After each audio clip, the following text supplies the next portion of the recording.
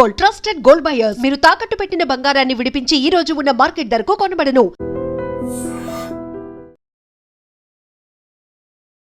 నమస్తే, welcome to I dream. నా పేరు వలి. పశ్చిమాసియా నిప్పుల కుంపటిని తలపిస్తోంది. ఇరాన్, ఇజ్రాయెల్ వారితో ముఖ్యంగా గల్ఫ్ కంట్రీస్ అక్కడ నివసిస్తున్న వాళ్ళు చాలా అంటే చాలా ఇబ్బంది పడుతూ ఉన్నారు. ఎందుకంటే ఎప్పుడు ఏ డ్రోన్ వచ్చి పడుతుందా, ఏ బాంబు వచ్చి పడుతుందో, ఏ మిసైల్ దూసుకొస్తుందో అర్థం కాని సిచ్యువేషన్ ఉంది. మన తెలుగు వాళ్ళు చాలామంది అక్కడ ఉన్నారు. వాళ్ళందరూ కూడా ఎప్పుడెప్పుడు ఇండియా వచ్చేద్దామా, ఎప్పుడెప్పుడు మన సొంత ఊరికి వచ్చేద్దామని క్యూ కడుతున్నటువంటి పరిస్థితి. అయితే చాలా వరకు విమానాలు కూడా సర్వీసెస్ కూడా ఆగిపోయినటువంటి పరిస్థితి ఉంది. రీసెంట్గానే హైదరాబాద్కి వచ్చారు బహ్రెయిన్ నుంచి పెద్ది ప్రసాద్ గారు. సో వారు నా స్టూడియోలో ఉన్నారు, నా ముందే ఉన్నారు ప్రస్తుతం. ఈ యుద్ధం ఎఫెక్ట్ ఎట్లా ఉంది అక్కడ, ఎలాంటి పరిస్థితులు ఉన్నాయి, ఆయన చూసింది ఏంటి, ఆయన మాటలను తెలుసుకుందాం. పెద్ది ప్రసాద్ గారు నమస్తే సార్. నమస్తే అండి. పెద్ది ప్రసాద్ గారు, మీరు బహ్రెయిన్ నుంచి వచ్చారు కదా. సో మీరు ఎప్పుడు వెళ్ళారు సార్ బహ్రెయిన్? నేను ఎగ్జాక్ట్గా అరౌండ్ 20th of February అట్లా వెళ్ళాను. ఈ ఇన్సిడెంట్ జరగక జస్ట్ 1 week బిఫోర్ 22nd అప్పుడు వెళ్ళినట్టున్నాను. ఓకే, 28కి యుద్ధం స్టార్ట్ అయింది. 22కి వెళ్ళారు. Just 1 week. Okay. So Saturday అనమాట యాక్చువల్గా. మాకు ఫ్రైడే సాటర్డే హాలిడే ఉంటుంది. సాటర్డే మార్నింగ్ సడన్గా చాలా హెవీ సౌండ్స్ వచ్చాయన్నమాట. ఓకే. ఫస్ట్ సౌండ్ వస్తే ఏదైనా వెహికల్ సౌండ్ ఏమో అనుకున్నాను, ఎందుకంటే అక్కడ కొద్దిగా ఈ హై స్పీడ్ వెహికల్స్ అట్లా అప్పుడప్పుడు వెళ్తుంటే చాలా సౌండ్ వస్తుంటుంది, అదేమో అనుకున్నాను. కానీ ఆ సౌండ్ మామూలుగా లేదు, చాలా హెవీగా ఉంది. సో అప్పుడు డౌట్ వచ్చింది అనమాట, ఇది ఏంటని. అప్పుడు మళ్ళీ సెకండ్ టైము, థర్డ్ టైము ఇలా వచ్చేటప్పటికి మా ఫ్రెండ్స్కి ఫోన్ చేస్తే, అవును బాంబింగ్ అవుతా ఉంది, మేము వెళ్ళిపోతున్నాం, మీరు కూడా బయటకు వచ్చేసేయండి వెంటనే అని చెప్పారు. ఓకే. సో వెంటనే నేను కూడా లాక్ చేసుకుని బయటకు వచ్చేసాను. బయటకు వచ్చేటప్పటికి రోడ్డు మీద అందరూ ఇంకా ఫుల్ ట్రాఫిక్ అంతా జామ్ అయిపోయింది కార్లతో. ఓకే. సో మెల్లిగా అందులోంచి బయటపడి దూరంగా వెళ్ళిపోయాం. మేము ఉండేటువంటి ఏరియాలోనే దగ్గరలోనే ఫస్ట్ బాంబింగ్ అయింది అనమాట అక్కడ. సో అక్కడ నుంచి మేము చాలా దూరంగా వెళ్ళిపోయాం అనమాట. ఓకే. మీరున్న అపార్ట్మెంట్ దగ్గర? అపార్ట్మెంట్ అనే కన్నా ఆ ఏరియాకి దగ్గర. ఓకే. ఆ ఏరియాకి దగ్గరలోనే అయింది. సో అక్కడ బాంబులు పడ్డప్పుడు ఏంటి పరిస్థితి? అక్కడ ఎవరన్నా ఉన్నారా ఏమన్నా? అది మాకు తెలియదు యాక్చువల్గా, ఎందుకంటే అది మాకు తెలిసిన విషయం ఏంటంటే అక్కడ యుఎస్ బేస్ ఉందన్నమాట, అక్కడ నావల్ బేస్ ఉంది. నావల్ బేస్ మీద పడ్డట్టుగా అనుకుంటున్నారు అక్కడ. మాకు కూడా అక్కడ ఇండికేషన్స్ కూడా అలాగే అనిపించాయి, ఆ ఏ డైరెక్షన్ లో ఉందో అటువైపు చూస్తుంటే. మీరు యాక్చువల్గా బహ్రెయిన్లో ఉంటారా లేకపోతే? బహ్రెయిన్లోనే ఉంటాను. బహ్రెయిన్లోనే ఉంటారు. మేము ఉండేటువంటి అపార్ట్మెంట్ అన్ని చుట్టుపక్కల కూడా అన్ని పెద్ద హై రైజ్ బిల్డింగ్స్ ఉంటాయి. సో ఎన్నాళ్ళు అయింది సార్ మీరు బహ్రెయిన్ వెళ్ళి? 8 years అయిందండి. 8 years. ఓకే. 8 years నుంచి అక్కడే జాబ్ చేస్తూ ఉన్నారు? అక్కడ జాబ్ చేస్తున్నాను. అయితే ఇప్పుడు ఆ బాంబు దాడి జరిగిన తర్వాత అందరూ భయపడిపోయి అక్కడి నుంచి ఎక్కడికి వెళ్ళారు? ఇంకా దూరంగా వెళ్ళిపోయాం కార్లో, అంటే బీచ్ సైడ్ అట్లా వెళ్ళిపోయాం అనమాట. ఎందుకంటే లాస్ట్ టైం ఇదివరకు కూడా ఒకసారి ఇలాగే బాంబింగ్ జరుగుతుందని చెప్పేసి అంటే అక్కడ ఉన్న వాళ్ళందరూ వెళ్ళిపోయాం అక్కడ నుంచి. ఫ్రెండ్స్ దగ్గర అక్కడిక్కడ ఉన్నాము. మా ఫ్రెండ్స్ కూడా వాళ్ళ ఫ్రెండ్స్ దగ్గర వేరే వేరే ఉన్నారు. నేను ఇంకా అట్లా దూరంగా వెళ్ళిపోయాను, ఎక్కడికి వెళ్ళాలో చూద్దామని చెప్పేసి. ఇంకా సాయంత్రం వరకు అలాగే టైం పాస్ చేసాం బయట అక్కడే. నా కార్ ఉంది కాబట్టి ఇంకా నేను కార్లోనే కూర్చొని అట్లా దూరంగా ఓపెన్ ప్లేస్ లోకి కొంచెం సరదాగా వెళ్ళిపోయాం. ఇంకా సాయంత్రం అయ్యేటప్పటికి ఎక్కడో ఒక చోట వెళ్ళాలి కదా మరి అని చెప్పేసి అనుకుని నేను ఇంటికి పోలేదు, ఎందుకంటే ఆ ఏరియాలోనే కదా దగ్గరలోనే బాంబింగ్ జరిగింది కాబట్టి. అండ్ మాకు లాస్ట్ టైం ఎక్స్పీరియన్స్ కూడా ఉంది. ఆ ఏరియా ఎక్స్పీరియన్స్ అంటే ఇదే, ఆ ఏరియాలో ఉన్న వాళ్ళందరూ వెళ్ళిపోయారు అక్కడ నుంచి. ఓకే. లాస్ట్ టైము మేబీ ఒక 2 months or 3 months బ్యాక్ అనుకుంటాను, ఒకసారి ఇట్లాగే ఇండికేషన్స్ ఉన్నాయి అటాక్ జరగవచ్చు అంటే అక్కడ ఉన్న వాళ్ళందరూ వేరే దగ్గరికి వెళ్ళిపోయారు. సో అప్పుడు ఉన్నటువంటి ఎక్స్పీరియన్స్ ప్రకారం ఇంకా ఈ ఏరియాకి ఇప్పుడు రావద్దు అని చెప్పేసి అనుకుని దూరంగా మా ఫ్రెండ్స్ అందరూ కలిసి అట్లా బీచ్కి వెళ్ళాం. నైట్ అక్కడ ఎక్కడ హోటల్కి వెళ్దామని అనుకుంటే నా కళ్ళ ముందే డ్రోన్ పడింది, ఒక పెద్ద హోటల్ బిల్డింగ్ పక్కనే పడింది అనమాట. ఇప్పుడు నైట్ కూడా నేను అట్లా చూస్తున్నాను ఏదైనా హోటల్లో ఉందామా అని చెప్పేసి. ఆ ఏరియాలోనే డైరెక్ట్ నా కళ్ళ ముందు ఒక 200 yards లోనే డ్రోన్ పడి అక్కడంతా బయట లైవ్ లో చూసారా? లైవ్ చూసానండి. ఆ డెబ్రీ అంతా కూడా రోడ్డు మీద పడింది. దాని మీద నుంచే డ్రైవ్ చేసుకుంటూ వచ్చాను నేను యాక్చువల్గా. ఇంకెక్కడికి ఆపడానికి లేదు, వెనక నుంచి ట్రాఫిక్ వస్తుంది అనమాట. నిజంగా చాలా పెద్ద సంఖ్యలో ఇరాన్ డ్రోన్లు వాడుతుంది సార్. ఆ డ్రోన్ సైజ్ ఎంత ఉందండి? అది మాకు తెలియదు, ఎందుకంటే నైట్ టైం నేను చూసాను యాక్చువల్గా. ఓకే. నైట్ టైం రావడం మండుతూనే వస్తుందా నైట్ లో? ఆహా, నాకు కనబడేటప్పటికి అది హిట్ అయి ఫ్లేమ్స్ బర్స్ట్ అయిపోయింది అనమాట. అప్పుడు Okay. కనబడింది, అప్పటిదాకా ఏం కనబడలా. మ్మ్. అందులో నేను డ్రైవింగ్ చేస్తూ ఉన్నాను కాబట్టి మనకేం అబ్జర్వ్ చేయం కదా. ఓకే. సడన్గా పెద్ద బ్లో వచ్చేటప్పటికి అలా చూసాం బేసికలీ. సో అప్పుడేంటి మీకు ఏమనిపించింది? అప్పుడు ఇంకా ఒక షాక్ లాగా, అసలు ఇంత డైరెక్ట్గా చూస్తున్నాము, ఇక్కడ కూడా వస్తుంది, మ్మ్. ఎక్కడ సేఫ్ కాదు అని చెప్పేసి అనుకున్నాం. ఇంకెక్కడ కూడా ఎక్కడ ఉండొద్దు, బహ్రెయిన్ లో ఇప్పుడున్న సిచ్యువేషన్ లో ఉండడం కరెక్ట్ గా అనిపించింది. హోటల్ అయితే సేఫ్ కాదు, ఇంకెక్కడికైనా వెళ్దామని అనుకుంటే మా ఫ్రెండ్స్ అందరూ కలిసి దూరంగా వెళ్దాం ఎక్కడికైనా అంటే 2 కార్లు వేసుకుని అట్లా బీచ్ వైపు వెళ్ళాము. రాత్రి 11 అట్లా ఉన్నాము. సో అక్కడ వెళ్తే అక్కడ కూడా ఒక డ్రోన్ అట్లా సౌండ్ వినబడింది. దాని తర్వాత ఇంకా ఒక 15-20 మినిట్స్కి మేము కార్లో అట్లా కొద్దిగా రెస్ట్ అవుదాం అనుకునేలోగానే మిసైల్స్ వచ్చాయి. అంటే సౌండ్ వచ్చిందనమాట. దానికి ఇంటర్సెప్టర్స్ అన్నీ కూడా ఆకాశంలోకి లేచాయి ఒకటేసారి. ఓకే. సో మేము ఉన్న చోటే, అదంతా ఓపెన్ ఏరియా, 2 ఇది కొలైడ్ అయిపోయాయి అనమాట. సో అది ఎక్కడ పడతాయో తెలియదు కదా, మేము పరిగెత్తాం అక్కడి నుంచి. ఇంకా నాకు కార్ డ్రైవ్ చేసేంత ఇది కూడా షేక్ అవుతుంది బేసికల్గా. అప్పటికే మూడు ఎక్స్పీరియన్స్ లేదు మీకు. సో మా ఫ్రెండ్ కార్ తీసుకుని వచ్చేసి అక్కడ నుంచి మళ్ళీ చాలా దూరంగా వెళ్ళిపోయాం, ఇంకొక బీచ్ అటు వెళ్ళాము. అక్కడ కూడా ఇదే ఎక్స్పీరియన్స్, కాకపోతే మా ఇంటర్సెప్షన్ అన్ని చూసాము డైరెక్ట్గా, మిసైల్స్ రావడం, ఇంటర్సెప్ట్ అవ్వడం అన్ని చూసాము. కాకపోతే అక్కడ కొంచెం 1 కిలోమీటర్ దూరంలో అయ్యాయి కాబట్టి మేము భయపడలేదు ఎక్కువగా. ఓకే. నైట్ అంతా అక్కడే ఉన్నాము. అక్కడ ఉన్నటువంటి స్థానికులు ఏంటి, వాళ్ళ డిస్కషన్స్ ఎట్లా ఉన్నాయి? ఇది డ్రోన్లు వస్తున్నాయి, మిసైల్స్ వస్తూ ఉన్నాయి, ఎక్కడికక్కడ పేలిపోతా ఉన్నాయి, అక్కడ ఉన్నటువంటి స్థానికులు ఏం అంటే చెప్పేవాళ్ళు? జనరల్గా ఫస్ట్ పీపుల్లో అంటే మాకు అర్థమైనంత వరకు పెద్ద భయం ఏం లేదండి. ఎందుకంటే రెసిడెన్షియల్ ఏరియాస్ కానీ అట్లాంటి వాటికి టార్గెట్ అవుతాయని ఎవరు అనుకోలేదు యాక్చువల్గా. అట్లా జరగలేదు కూడా యాక్చువల్గా. బేసికల్గా జరిగినంత కూడా స్పెసిఫిక్ లొకేషన్స్లోనే వాళ్ళ టార్గెట్స్ ఏ ఉంటాయి కదా. ఓకే. అక్కడే అటాక్స్ అయినాయి కానీ నార్మల్గా ఎక్కడ జరగలేదు.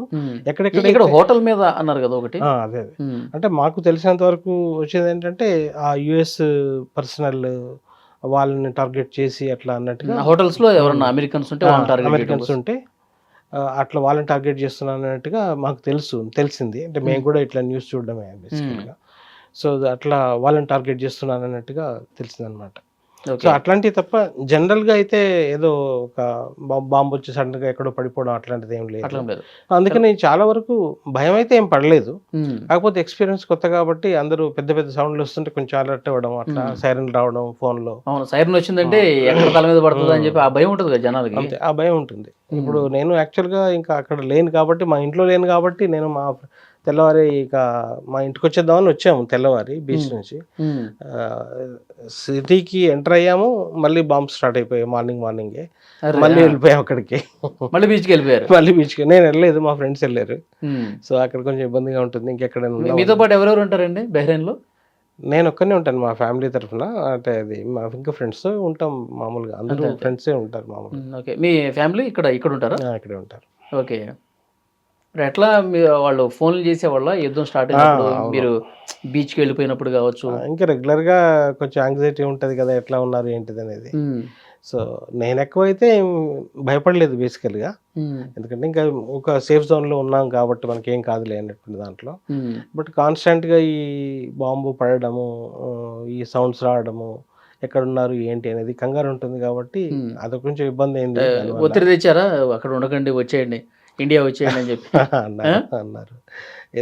అన్నారు కానీ అక్కడ ఏంటంటే ఫ్లైట్స్ లేవు కాబట్టి ఇంకా ఛాన్స్ లేదు అని అనుకున్నాము. కానీ దాని తర్వాత ఇంక ఇన్ఫర్మేషన్ తెలిసింది ఏంటంటే, ఇక నెక్స్ట్ కంట్రీ సౌదీ అరేబియా బార్డర్లో అక్కడ బై రోడ్ కనెక్టివిటీ ఉంటుంది. సో అక్కడికి వస్తే అక్కడ నుంచి ఫ్లైట్స్ ఉన్నాయని తెలిసిందనమాట. సో వీసాకి అప్లై చేసుకుంటే వచ్చింది లక్కీగా వెంటనే. మన తెలుగు గ్రూప్ ఉంటారు కదా అక్కడ, తెలుగు కళా సమితి అని, వాళ్ళు బాగా హెల్ప్ చేశారు, చాలా మందికి హెల్ప్ చేశారు. స్పెషల్ ఫ్లైట్స్ పెట్టారు, అందరినీ కొంచెం పంపించారు. బాగా కోఆర్డినేషన్ బాగుందండి వాళ్ళది. సో వాళ్ళు కూడా నాకు కొంచెం వీసా రావడానికి కూడా హెల్ప్ చేశారు. ఓకే. సో చేస్తే ఇంకా నేను ఫ్లైట్ బుక్ చేసుకొని వచ్చేసానండి. నేను బై రోడ్ వెళ్ళి కొంత దూరం, అక్కడ నుంచి లోకల్ ఫ్లైట్ తీసుకొని జెద్దా అనే ప్లేస్కి వెళ్ళి, జెద్దా నుంచి ఇండిగోలో హైదరాబాద్ డైరెక్ట్ ఫ్లైట్లో వచ్చాను నేను. ఓకే. ఇంకా మీ ఫ్రెండ్స్ బహ్రెయిన్లో ఉన్నారా ఇంకా చాలా మంది? ఉన్నారండి, ఉన్నారు. ఏమన్నారు వాళ్ళతో? మీరు టచ్లో ఉన్నారు కదా, ఏమంటారు? ఉన్నారు. అదే ఇంకా ఎప్పుడో ఒకటి ఇట్లా అవుతున్నాయి. బట్ పర్వాలేదు, సిచ్యువేషన్ నార్మల్గానే ఉంది, ప్యానిక్ అవ్వడానికి అయితే ఏం లేదు. ఇప్పుడు ఉన్నటువంటి పరిస్థితుల్లో అయితే ఏం ప్రాబ్లం లేదు ఓకే. అన్నట్టు. కానీ ఇంకా యుద్ధం కంటిన్యూ అవుతానే ఉంది. యుద్ధం ఈ డ్రోన్లు మిసైల్స్ పడతానే ఉన్నాయి. పడతానే ఉన్నాయి. దుబాయ్లో సిచ్యువేషన్ మీరు కూడా చూస్తుంటారు. అవును, ఆ ఎయిర్పోర్ట్ దగ్గర డ్రోన్స్ వెళ్ళిపోవడం కావచ్చు. కరెక్ట్. అవును, ఎయిర్పోర్ట్ కూడా పూర్తిగా మూసేశారు. అవును. సో దుబాయ్లో ఫ్రెండ్స్ ఉన్నారు సార్ మీకు? లేరండి, అంటే జస్ట్ ఎప్పుడో ఓల్డ్ వాళ్ళు అట్లా ఉన్నారు, కానీ ఎక్కువ టచ్లో లేదు ఇప్పుడు. నేను ఎప్పుడు కాంటాక్ట్ కూడా చేయలేదు ఈ మధ్య. అదే ఇరాన్ ఇజ్రాయెల్ వారితో అమెరికా కూడా ఎంటర్ అయ్యి ఈ విధంగా దాడులు చేసుకుంటుంటే ఇక్కడ మధ్యలో ఉన్న వీళ్ళు నలిగిపోతా ఉన్నారు కదా. అవునండి, చాలా ఎఫెక్ట్ అవుతా ఉన్నారు. చాలా ఎఫెక్ట్ అవుతుందండి నిజంగా. అసలు మనకి నార్మల్ పరిస్థితుల్లోనే మనకి ఎన్నో ఇబ్బందులు వస్తాయి, అనుకోకుండా ఇలాంటి జరిగితే చాలా ఇబ్బందులు. అసలు ఏమాత్రం మనకు సంబంధం లేని ఇష్యూలో అడ్డంగా ఇరుక్కుపోయి ఇబ్బంది పడుతున్న వాళ్ళు చాలా మంది ఉన్నారు. ఎందుకంటే దుబాయ్కి పోయిన తర్వాత అక్కడ జాబులు చేసుకున్న వాళ్ళు కంపెనీలు మూసేసి, తర్వాత బ్యాంకులు చాలా వరకు మూతపడ్డాయి, హోటల్స్ మూతపడ్డాయి, వాళ్ళందరూ కూడా ఖాళీగా ఉండి, మరోవైపు ఈ యుద్ధం ప్రభావం ఏమనిపిస్తుంది? ఇది సంథింగ్ అన్ఎక్స్పెక్టెడ్ అండి యాక్చువల్గా. అంటే ఇలా జరుగుతుందని మేము ఎవరైతే అనుకోలేదు, ఎప్పుడు డిస్కస్ కూడా చేసుకోలేదు. ఏదైనా అవుతాయి, ఇప్పుడు ఇజ్రాయెల్కి ఇవన్నీ అటాక్స్ జనరల్గా జరుగుతుంటాయి కదా, ఈసారి అమెరికా కూడా వచ్చింది, అలా వెళ్ళిపోతుందేమో అనుకున్నాం. బట్ గల్ఫ్ కంట్రీస్ మీద అటాక్స్ అవుతాయి అనేటువంటిది మేము కూడా సర్ప్రైజ్డ్ అండి యాక్చువల్గా. సో ఇది చూస్తుంటే మరి తొందరగా అయిపోతే మళ్ళీ నార్మల్సీ వస్తే బాగుంటుందని చెప్పేసి అనుకుంటున్నాం. ఎందుకంటే ఇంకా వర్షం అవుతే దాని ఇంపాక్ట్ అంతటా ఉంటుంది, ప్రపంచం అంతా కూడా ఉంటుంది. ఎస్పెషల్లీ గల్ఫ్ నేషన్స్ అంటే ప్రపంచం అంతా ఆయిల్ సప్లై అంత ఉంటుంది కాబట్టి మొత్తం ప్రపంచం అంతా ఎఫెక్ట్ అవుతుంది. సో అది కాకుండా ఉండాలంటే ఇది తొందరగా ఎండవాలని కోరుకుందాం. అదే మీరు పనిచేసే కంపెనీ రియాక్షన్స్ ఎట్లా ఉన్నాయి? ఇప్పుడు ఇలాంటి వాళ్ళందరూ కొంచెం భయంతో ఇండియా వచ్చేస్తా ఉన్నారు కదా, అక్కడ ఏంటి పరిస్థితి? అక్కడ ఉండేవాళ్ళు కూడా ఉన్నారండి, అంటే పాజిటివ్ హోప్తో. ఇది కొన్ని రోజుల తర్వాత మళ్ళీ ఏదో ఒకటి లాస్ట్ టైం వచ్చినట్టుగా సీజ్ ఫైర్ అవుతుంది, యుద్ధం ఆగిపోతుంది, పర్వాలేదు అన్నట్టుగా కొంతమంది అక్కడే ఉన్నారు, కొంతమంది అట్లా వస్తున్నారు. నేను అనేది కంపెనీ సపోర్ట్ బాగానే ఉందా? అంటే ఇప్పుడు వర్క్ ఫ్రమ్ హోమ్ చేస్తున్నాము ప్రస్తుతానికి. అదేలేండి, ఈవెన్ అక్కడ ఉన్నప్పుడు కూడా అంతే, వర్క్ ఫ్రమ్ హోమే ఎక్కువ. అక్కడ ఉన్నప్పుడు కూడా ఇంకా వెళ్ళడం అది లేదు, ఆఫీస్కి వెళ్ళడం అనేది జరగలేదు. ఏదో కొంతమంది ఇంపార్టెంట్ ఉన్నప్పుడు ఎవరికి కావాలంటే వాళ్ళు వెళ్ళి వస్తూ ఉంటారు. ఎందుకంటే అది ప్రతిరోజు సిచ్యువేషను రేపు వెళ్దాము పర్వాలేదు బాగానే ఉంటుంది అనుకునేలాగానే మళ్ళీ ఎక్కడో బాంబు పడుతుంది, అది మళ్ళీ ఇబ్బంది అవుతుంది అనమాట. సో అట్లా కంటిన్యూగా ఇప్పటిదాకా అట్లాగే ఇప్పుడు 2 వీక్స్ పైన అయిపోయింది. అవును, ఇప్పుడు కూడా అలాగే ఉంది సిచ్యువేషను. ఎక్కడో అక్కడ ఇంకా సెటిల్ అయిపోయి ఉన్నారు వేరే వేరే లొకేషన్స్లో, కొంతమంది కలిసి ఎట్లా ఉంటున్నారు. సో ఎక్కడున్నా సరే ఈ అమెరికాకి సంబంధించిన కార్యాలయాలు కానీ బేస్ క్యాంపులు కానీ ఇవి లేని చోటకి ఉండాలి. అంతే. అక్కడైతే మా కంట్రీలో బహ్రెయిన్లో ఉండేటప్పటికీ ఒకటే చోటు ఉంది వాళ్ళది, అది తప్ప మిగతా చోట్ల ఎందుకు అవుతున్నాయనంటే ఇది అమెరికన్స్ ఎక్కడైనా ఉంటారేమో అనేటువంటి దాని మీదనే తప్ప ఇంక ఇప్పటివరకు అయితే జనరల్గా అయితే అటాక్ ఏం కాలేదండి ఇప్పుడు దాకా. ఇప్పుడు మీరున్న ఏరియాలో ఏదైనా జనాల మీద పట్టం కావచ్చు, వాళ్ళు ఏమైనా ఇంజ్యూర్ అవటం చనిపోవడం అట్లా ఏం జరగలేదుగా? ఒక బిల్డింగ్ మీద అయితే పడింది, మరి అది ఏమైందనే తెలియదు, అప్పుడు నేను లేని ఇంట్లో. తెల్లవారు చూస్తే అక్కడ కనబడింది అనమాట. మొత్తం బిల్డింగ్ మీద డ్రోన్ పడిందా, మిసైల్ పడిందా? డ్రోన్ లాగే ఉంది, అది చిన్న డ్యామేజ్, అంటే ఒక పర్టికులర్ ఫ్లాట్ ఒక డ్యామేజ్ అయినట్టుగా ఉండింది. సో టార్గెటెడ్ లాగా ఉందన్నమాట అంతే. ఓకే. సో ఇంకా ఏంటి సార్ అక్కడ సిచ్యువేషన్స్ బహ్రెయిన్లో? బహ్రెయిన్ సిచ్యువేషన్స్ ఏంటంటే ఇంకా అది చిన్న కంట్రీ, స్మాల్, కొంచెం భయం ఎక్కువ ఉంటుంది. ఇప్పుడు వేరే కంట్రీ అంటే సౌదీ అరేబియా అట్లాంటిదంటే కొంచెం మీకు పెద్ద కంట్రీ, ఎక్కడికైనా వెళ్ళొచ్చు అన్నట్టుగా ఉంటుంది. ఇది చిన్న కంట్రీ కాబట్టి కొంచెం భయం అది ఉంటుంది. వెరీ స్మాల్ ప్లేస్, ఎక్కడికి వెళ్ళలేము, ఎక్కడ ఉండలేము. అంటే మొత్తం అంటే ఎంత ఉంటుంది మన వైశాల్యం చూస్తే? వైశాల్యం చూస్తే అరౌండ్ 50 to 60 స్క్వేర్ కిలోమీటర్స్ ఉంటుందండి. చిన్న ప్లేస్, మన హైదరాబాద్ కంపేర్ చేసుకుంటే కూడా చిన్న ప్లేస్. ఓకే. అందులో కొంత ఏరియానే మెయిన్ ఫోకస్ ఉన్నటువంటి కాన్సన్ట్రేటెడ్ ఉంటుంది, రిమైనింగ్ అంతా కూడా రెసిడెన్షియల్ ఏరియాస్ ఉంటాయి. సో ఈ చాలా వరకు డ్రోన్స్ వచ్చి ఇంటర్సెప్ట్ అవ్వడం వల్ల కొన్ని వాటి యొక్క డెబ్రీ అంతా కూడా పడి ఇల్లు కూడా డ్యామేజ్ అవ్వడము అట్లాంటివి కూడా మా ఫ్రెండ్స్ ద్వారా విన్నాను నేను. సో వాళ్ళకి గవర్నమెంట్ వచ్చేసి వాటికి రిపేర్లు చేయించడం అలాంటివన్నీ కోఆర్డినేషన్ చేస్తున్నారు. సో గవర్నమెంట్ కూడా ఓకే అలర్ట్గా ఉండి మెసేజ్ అనేది పంపిస్తుంటారు. మన ఇండియన్ ఎంబసీ కూడా వాళ్ళు కోఆర్డినేట్ చేసి ఓకే. బాగానే ఉంది. కొంతమంది ఒక 4-5 సో ఫ్లైట్స్ అక్కడ గవర్నమెంట్ అధికారులు అంతా సపోర్ట్ అంతా బాగానే ఉంది. సపోర్ట్ అంతా బాగుందండి. ఉమ్. వాళ్ళు కూడా బాగానే ఇంటర్సెప్టర్స్ అన్ని పెట్టి బాగానే కంట్రోల్ చేస్తున్నారు. ఉమ్. కాకపోతే ఇంకా 100% అక్యురసీ ఉండదు కదా, కొన్ని వచ్చి పడుతుంటాయి. ఓకే. ఇప్పుడు అక్కడ ఉన్న వాళ్ళు మీకు ఇన్ఫర్మేషన్ ఇస్తా ఉన్నారా ఏ రోజు ఏం జరుగుతుంది ఏంటని?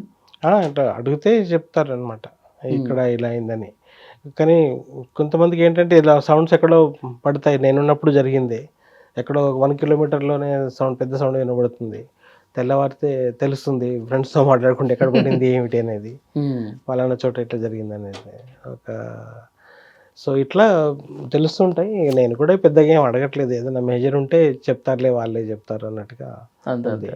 సో బ్యాలెన్స్ బెహ్రెయిన్ వాళ్ళకి ఇరాన్కి మెయిన్ టార్గెట్ కాదు కదా. అదే గల్ఫ్ కంట్రీస్ పెద్ద టార్గెట్ కాదు. కాకపోతే అమెరికా వాళ్ళకి కొంత సపోర్ట్ చేసుకుని వాళ్ళకి స్థావరాలు కల్పించడానికి ఏర్పాట్లు అవి చేస్తూ ఉన్నారు కాబట్టి ఆ కోపంతో మళ్ళీ అమెరికన్ క్యాంపుల మీద దాడి చేస్తుంది. అంతే మెయిన్ టార్గెట్ కాదు. కాదు. ఇంకా వేరే టార్గెట్స్ అయితే ఏం కాదన్నట్టుగా ఉంది. బెహ్రెయిన్ కంపేర్ చేస్తేనైతే వేరే జనరల్ టార్గెట్స్ అయితే ఏమీ లేవు. మళ్ళీ ఎప్పుడు వెళ్తారు మీరు? మళ్ళీ ఇప్పుడు బేసికల్గా ఎయిర్ స్పేస్ ఓపెన్ అవ్వాలి, ఫ్లైట్ స్టార్ట్ అవ్వాలి, ఎస్పెషల్లీ అన్ని కంట్రీస్కి, ఎస్పెషల్లీ బెహ్రెయిన్కి. ఇప్పుడు సౌదీలో కొన్ని ఎయిర్పోర్ట్స్ రన్ అవుతున్నాయి, దుబాయ్ అయితే కొద్దిగా ఆపేశారు. ఈరోజు ఉదయం ఇక్కడి నుంచి వెళ్ళినటువంటి విమానమే అక్కడ క్లోజ్ చేయడంతో మళ్ళీ వెనక్కి వచ్చింది. సో బెహ్రెయిన్ అయితే టోటల్లీ క్లోజ్. సో నేను ఇంకా మళ్ళీ అది ఓపెన్ అయిన తర్వాత ఫ్లైట్స్ అన్నీ నార్మల్గా వెళ్ళినప్పుడు కొంచెం ఫ్రీ మూమెంట్ ఉన్నప్పుడు అప్పుడు వెళ్తాను. అప్పటిదాకా కొంచెం డౌట్ఫుల్గా ఉంటుంది కదా. కానీ ఎప్పుడు క్లోజ్ అయిద్దో తెలియట్లేదు సార్. ఈ యుద్ధం అనేది ఆగుతుందా లేదా ఏం అర్థం కావట్లేదు. ఎందుకంటే చర్చలు జరగట్లేదు కదా ఎక్కడ. వాళ్ళు ఒక మాట అంటే ఇరాన్ వాళ్ళు 2 మాటలు అంటున్నారు. మాటల దాడి జరుగుతుంది, డ్రోన్స్ మిసైల్స్తో దాడి చేసుకుంటూ ఉన్నారు. అంతకంతకు పెరుగుతూనే ఉంది కానీ తగ్గట్లా.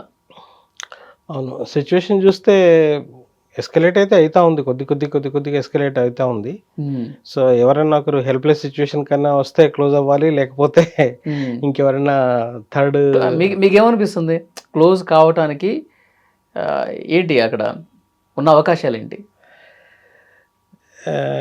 ఏమీ లేదండి, వాళ్ళ యొక్క టార్గెట్స్ మీట్ అయ్యేదాకా ఎవరు కొంచెం తగ్గేటట్టుగా లేరు.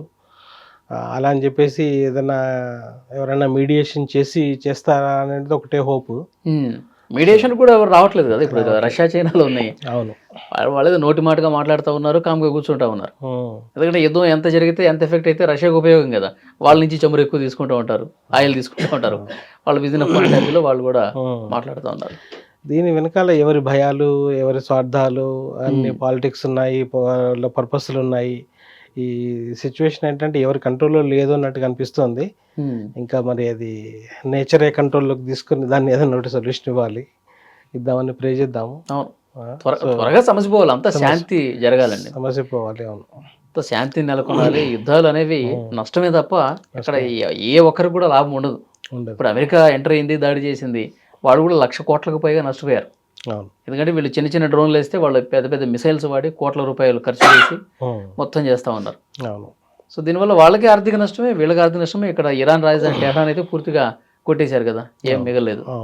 అయినా కానీ దెబ్బతిన్న పులిలాగా మేము ప్రతీకారం తీసుకుంటాం, ప్రగతి తీసుకుంటాం అని చెప్పి ఇరాన్ కూడా చెప్తా ఉంది. ఇజ్రాయెల్ మీద అటాక్ చేస్తుంది. నెతన్యాహు మీడియా ముందుకు వచ్చాడు. వాళ్ళ మీడియా ముందుకు వచ్చి నేను బతికే ఉన్నాను, చచ్చిపోయాడని చెప్పి కొంత పరిచారం జరిగింది కదా. అవునవును, బతికే ఉన్నారని చెప్పారు. బట్ ఇంకా చూస్తుంటే ఏంటంటే మన వాళ్ళకి ఒక సందేశం ఇది, మనం ఏర్పరచుకున్నటువంటి జీవితాలకి ఎంత శాశ్వతం అనేది యుద్ధాలు కానీ ఇట్లాంటివి ఇంకేదైనా న్యాచురల్ కెలామిటీస్ అవి చెప్తుంటాయి. సో మనం ప్రే చేయడమేనండి, ఒక యూనివర్సల్ ఫీలింగ్ అది తెచ్చుకోవాలి ప్రతి ఒక్కరి లోపల. ఎందుకంటే ఈ మనం వేరు, మిగతా వాళ్ళు వేరు అనేటువంటి ఉద్దేశం ఎప్పుడైతే మనసులో ఉంటుందో, ప్రతి ఒక్కరిలో ఉంటుందో, అదే కారణం అండి ఇది ఇట్లాంటి యుద్ధాలకి. సో దీనికంటూ సొల్యూషన్ అనేది ప్రతి మనిషి యొక్క రోల్ ఉంటుంది. నా పర్సనల్గా అర్థం చేసుకున్నంత వరకు అయితే ప్రతి మనిషి కాంట్రిబ్యూట్ చేయొచ్చు దీన్ని ఆపడానికి. ఎట్లా అంటే ఆ యూనివర్సల్ బ్రదర్హుడ్ కానీ, యూనివర్సల్ వన్నెస్ కానీ అలాంటి ఫీలింగ్స్ మనం డెవలప్ చేసుకోవాలి మన లోపల, ప్రతి ఒక్కరి లోపల. మనం చెప్పినా చెప్పకపోయినా, మాట్లాడినా మాట్లాడకపోయినా, సగటు ఒక ఇండివిజువల్ మానవుడి లోపల ఉండేటువంటి ఫీలింగ్స్ టుగెదర్, అన్ని సొసైటీ ఫీలింగ్స్, ఒక కమ్యూనిటీ ఫీలింగ్స్, కంట్రీ ఫీలింగ్స్, ఇవన్నీ యొక్క ఫలితమే ఈ వార్స్ అండి. లేకపోతే మనం ఎందుకు సఫర్ అవుతాము? ఎవరో చేసిన దానికి ఇంకోరు ఎందుకు సఫర్ అవుతారు? సో కాబట్టి ప్రతి ఒక్కరిది రోల్ ఉంటుంది ఇందులో. సో మానవ జాతి మారాల్సిన టైం అయితే వచ్చిందని నేను అనుకుంటున్నాను. సో కారణాలు ఏమన్నా అవ్వచ్చు, ఈ కంట్రీ దాని మీద దాల్చిన దీని కారణము అట్లా ఏదో అనుకున్నా కూడా ఓవరాల్గా ఏంటంటే మానవుడు వీళ్ళు ఒకళ్ళ మీద ఒకళ్ళు పై చేయి సాధించటం, ఆధిపత్యం కోసం జరుగుతున్నటువంటి యుద్ధాలు ఇవన్నీ అది మనిషిలోనే ఉందండి. యాక్చువల్గా అది మనిషిలో నుంచి వ్యక్తమై అవుతూ ఉంటుంది, మనం ప్రతిరోజు చూస్తూ ఉంటాము. కానీ మనిషిలో వ్యక్తమైనప్పుడు దాని ప్రభావము అంతవరకే ఉంటుంది కాబట్టి తెలియదు. ఇదే భావన నేను అటువంటి భావన దేశాల మధ్య ఉన్నప్పుడు అందరూ ఎఫెక్ట్ అవుతారు. సో ఒక దేశాధినేతలో వచ్చినటువంటి భావనే ఒక మామూలు మనిషి లోపల వచ్చినటువంటి భావన రెండు సేమే. ఇక్కడ ఎఫెక్ట్ తక్కువ, అక్కడ ఎఫెక్ట్ ఎక్కువ, అంతే. సో కారణం అయితే ఒకటేనండి. మనం ఈ కారణాలు ఎన్ని ఉన్నా కూడా నాకు పర్సనల్గా ఫీలింగ్ ఏంటంటే ప్రతి ఒక్కరూ క్వశ్చన్ వేసుకోవాలి, తన హృదయంలో ఏముంది, ఎలాంటి భావనలు ఉన్నాయి. మనం నిజంగా ఆ వ్యతిరేకత, వేరే వాళ్ళు మా వాళ్ళు అనేటువంటి వ్యతిరేక భావాలు ఎప్పుడైతే మనుషుల లోపల ఉంటాయో, ఇండివిజువల్గా నా లోపల ఉంటుంది కదా, పర్వాలేదు, దానికి ఏముందిలే, నేను ఎవరితో మాట్లాడట్లేదు కదా అనుకుంటాం. కానీ అలా కాదండి. మనసులో ఉన్నటువంటి భావనలే మన జీవితంలో ఏదో ఒక రోజు రియాలిటీగా వస్తాయి. అది వార్స్ కావచ్చు, సునామీలు కావచ్చు, ఏదైనా కావచ్చు. కానీ మనుషుల లోపల తనకు తాను అర్థం చేసుకోవడం కానీ, ఒక ప్రేమించే తత్వం లోపించడం కానీ, ఇలాంటి కారణాల వల్లే ఇట్లాంటి. బెహ్రెయిన్లో లోకల్ పీపుల్ ఎట్లా ఉంటారండి? ఇప్పుడు ఇండియా నుంచి వచ్చిన వాళ్ళు చాలా ఫ్రెండ్లీగా ఉంటారండి. బయట నుంచి వచ్చిన వాళ్ళ మీద చాలా ఫ్రెండ్లీగా ఉంటారు. చాలా ఫ్రెండ్లీ కంట్రీనా. నేను వెళ్ళి 8 years అయింది. బట్ చక్కగా అసలు ఎలాంటి ఇబ్బంది ఉండదు. మన ఊర్లో, మన కంట్రీలో ఉన్నంత ఫ్రీడమ్, ఎంత హ్యాపీగా ఉంటాం అక్కడ కూడా. చాలా బాగుంటుంది. ఓకే, ఎవరు ఎక్కువ ఉంటారండి అక్కడ? ఇప్పుడు హైదరాబాద్ వాళ్ళు ఎక్కువ ఉంటారా, అంటే తెలుగు పీపుల్ ఎక్కువ ఉంటారా, లేకపోతే బయట వాళ్ళు ఎక్కువ ఉంటారా? తెలుగు పీపుల్ కన్నా ఇంకా మిగతా స్టేట్స్ ఎక్కువ ఉంటారు. కేరళ నుంచి ఎక్కువ ఉంటారు. నెక్స్ట్ కేరళ తర్వాత చూస్తే మనదే ఉంటుంది, తెలుగుదే ఉంటుంది ఎక్కువ. కర్ణాటక వాళ్ళు ఉంటారు, ఇంకా అన్ని స్టేట్స్ నుంచి ఉంటారు. ఓకే, జాబ్స్ ఎక్కువ ఏముంటాయండి బహ్రెయిన్లో? ఏమేం చేస్తుంటారు? జనరల్గా కన్స్ట్రక్షన్ ఫీల్డ్లో ఉంటాయి jobs. Okay, next banking, construction, ఇవి రెండు మెయిన్ అండి అక్కడ. బట్ ఇంకా బ్యాంకింగ్ వచ్చేటప్పటికి మన వాళ్ళకి అవకాశాలు తక్కువే. ఇంకా కన్స్ట్రక్షన్. మీరు ఎందులో ఉన్నారు? నేను ఎలక్ట్రిసిటీ సప్లై అండి, గవర్నమెంట్ మినిస్ట్రీ డిపార్ట్మెంట్. అంటే మనకి ఇక్కడ ఎలక్ట్రిసిటీ బోర్డు ఎలాగైతే ఉంటుంది అట్లా ఎలక్ట్రిసిటీ పవర్ సప్లై దాంట్లోనే ఉంటుంది. అక్కడ మొత్తం గవర్నమెంట్ దగ్గరే ఉంటుంది. ఇక్కడ మన దగ్గర కూడా అంతే కదా, ఎలక్ట్రిసిటీ బోర్డ్స్ ఉంటాయి కాబట్టి అక్కడ గవర్నమెంట్ ఉంటుంది. చిన్న కంట్రీ కాబట్టి ఒక ఎంటిటీ ద్వారా మొత్తం ఆర్గనైజ్ అవుతుంది అనమాట. వాళ్ళు కూడా ఇంకా అక్కడే ఉన్నారు. నేను మాట్లాడుతున్నాను, వాళ్ళు అక్కడే ఉన్నారు. ఆఫీస్కి వెళ్తుంటారు, వస్తుంటారు, పర్వాలేదు. ఇప్పుడు మీరు వచ్చేసిన తర్వాత ఏమైనా పెద్ద దాడి ఏమైనా జరిగింది అక్కడ? అదే మీరు వచ్చిన తర్వాత న్యూస్లో ఉన్నప్పుడు అయితే 3 చోట్ల జరిగిందని చెప్పారు కదా. అదే న్యూస్లో చూడడాన్ని బట్టి ఒక ఆయిల్ ట్యాంకర్ టార్గెట్గా చేశారు. అది కానీ నిన్న ఏదో న్యూస్లో చూస్తే అది ఏమి అవ్వలేదు. మళ్ళీ ఆర్పేశారు, వాటర్ అది పెట్టి ఆర్పేశారు. పర్లేదు, బాగానే ఉంది, ఏం ప్రాబ్లం అయితే అవ్వలేదు. త్వరగా యుద్ధం ముగిసిపోవాలి, శాంతి చర్చలు జరగాలి, మళ్ళీ విమాన సర్వీసులన్నీ నడవాలి, మళ్ళీ బహ్రెయిన్ వెళ్ళి ఇంతకుముందు ఎట్లయితే సాఫీగా లైఫ్ లీడ్ చేశారో అది త్వరగా జరగాలని చెప్పి కోరుకుందాం. Thank you. And for more videos, please subscribe to iDream. Please subscribe to iDream. Please subscribe iDream. And please subscribe to iDream. For more videos, subscribe to iDream. please like, share and subscribe to the channel. Congratulations, iDream. Subscribe to iDream. Subscribe to iDream. So subscribe to iDream Media. iDream ki iDream team andarki huge congratulations. Please subscribe iDream Media. Please subscribe to iDream. Subscribe iDream. Please subscribe to iDream. iDream అంటే నా కళల channel subscribe చేసుకున్న నోరు తిరుగుతలేదు, మీరైతే గంట గుర్తు కొట్టండి. For more such videos, please subscribe to iDream.